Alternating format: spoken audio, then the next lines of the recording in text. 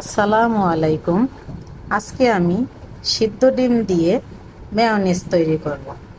চলুন বন্ধুরা, আপনাদের সাথে একটু শেয়ার করি।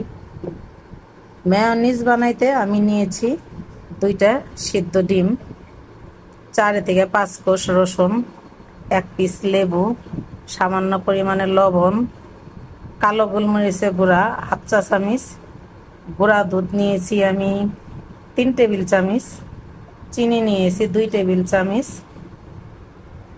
জাল দেওয়া দুধ নিয়েছি আমি 1/3 কাপের একটু কম, ভিনিগার দিব 1.5 টেবিল চামচ, আর সয়াবিন তেল দেব 1 থেকে 1.5 টেবিল চামচ। চলুন দেখি কিভাবে আমি এই সিদ্ধ ডিমের মেয়োনিজটা তৈরি করি। এই সব উপকরণ আমি একসঙ্গে ব্লেন্ডারের জারের মধ্যে দিয়ে মিক্স করব। চলুন দেখি। দেখুন আপু ও ভাইয়েরা, আমার মেয়োনিজের স্ট্রাকচারটা কেমন হয়েছে।